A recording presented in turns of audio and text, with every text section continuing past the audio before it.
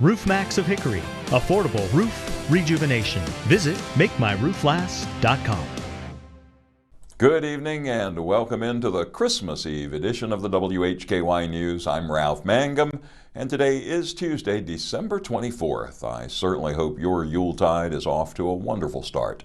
The WHKY News is on over-the-air TV every weekday on Channel 14.2, and we are on the Compass, SkyBest, Vibrant, TDS, and Comporium cable systems. If you prefer, you can watch us online at WHKY.com and on our YouTube channel. In our top stories, planning is underway for the property in downtown Statesville that was destroyed by a fire in April of 2023. WHKY's Rob Eastwood reports.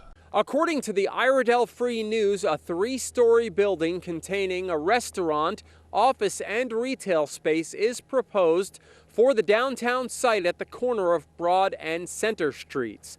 The vacant lot is currently surrounded by a fence that was put in place after the three buildings that were damaged by the fire were demolished months after the blaze. Nathan Morgan of Schaefer Design Associates said the new building will be roughly the height of the clock tower, which is on the eastern corner of Broad and Center Streets. It will be approximately the same height as the Bank of America building, which is further down on West Broad Street. According to the published report, Morgan said the plans are for the building to house retail space on the first floor.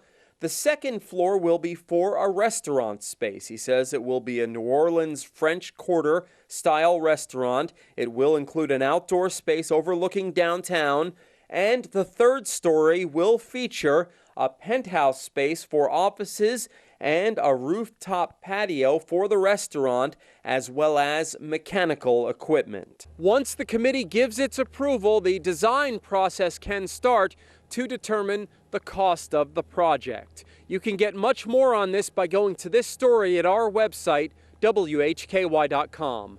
Reporting for WHKY News, I'm Rob Eastwood. Very nice. Thank you, Rob. We have a new FEMA representative. Here she is now with WHKY's Arianna Mack. Joining WHKY in top stories, La-Tanga Hopes, FEMA representative for the Federal Emergency Management Agency. How are you? I'm happy to be here with you. Of course. Thank you so much for coming in. And I was just wondering, what is your experience with FEMA? I know you're our newer representative for this area. Alrighty. My experience with FEMA has been since 2017. I just so happened to come on board and trained under Mr. Nate Custer, whom I understand that you guys are familiar with. We call him the General. So it's always an honor to follow in his steps, and hopefully I'll do him proud. Of course you will. I already can tell. You're so nice, and we're happy to have you here. Tell us about anything upcoming that we need to know about, whether it be deadlines, due dates. Alrighty. The first thing I'd probably want to mention is the fact we've got a deadline coming up. Matter of fact, there's two. Disaster assistance deadline, the ability to apply with FEMA is going to be for January 7th. And for people who may not have a job subsequently because of Hurricane Helene, there's a disaster assistance deadline that's also coming. A disaster unemployment insurance program that they can apply for disaster unemployment. That's also coming up for January 7th. Of course. And tell me about help with debris removal. I know that we're dealing with so much trash in the area and things that happened. When it comes to debris removal, what help is there for that? Alrighty, so I'd like to encapsulate this in the best way that I possibly can, because there's a lot of terms. And if you go to FEMA.gov, type in debris, you're going to see information that'll give you all of the details about everything that's going on. Here are the words and the acronyms that are very important. The first one is going to be PPDR. That stands for Personal Property Debris Removal. Get familiar with that one if you have debris at your residence. So the next one is going to be ROW, which simply stands for right of way. The bottom line is this: FEMA has pretty much given the hat for the process of how this is going to work to the United States Army Corps of Engineers, and they are facilitating and championing this process. They are working with the states, and it goes all the way down to the counties. So for Burke County, get a hold of your emergency management agency representatives and let them know that your PPDR, which is your personal property debris, is you'd like to participate in that removal process. You're going to move all of that debris and all of that stuff that you want to have taken away from your home, get it out to your right-of-way.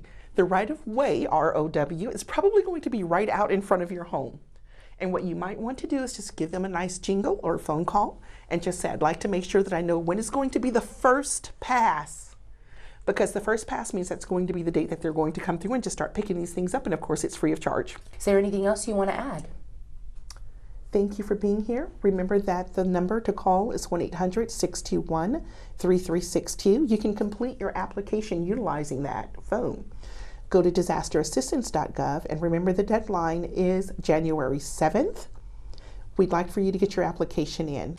Thank you so much for joining us, La-Tanga Hopes, FEMA representative, new to our area, but definitely ready to help. You can get much more information at disasterassistance.gov or the FEMA website. I'm Arianna Mack for WHKY. Thank you, Arianna. We will miss Nate Custer, but we are glad to have Ms. Hopes with us now. Today's crime report includes a suspect arrested in Morganton after a noisy muffler attracted the attention of police. Plus, we have a Burke County cocaine arrest and a couple of Caldwell County drug arrests. In local sports today, Jason Savage has the latest on high school conference realignment for the 2025-2026 school year. And in Community Focus, Rob has the latest holiday travel forecast from AAA. Very nice outside today with mostly sunny skies and highs in the mid-50s. About the same for Christmas Day, and then just 2 or 3 degrees cooler Thursday with no rain expected until Friday. That's a 45% chance of a shower with highs only in the mid-40s. Back into the mid-50s Saturday with a 55% chance of rain. And then we'll be in the 60s on Sunday, but rain is likely. Warmer temps will stick around for the first half of next week with a decent chance of more rain a week from today. Look for a current weather forecast at WHKY.com whenever you need it. I'm Ralph Mangum. You are watching the WHKY News.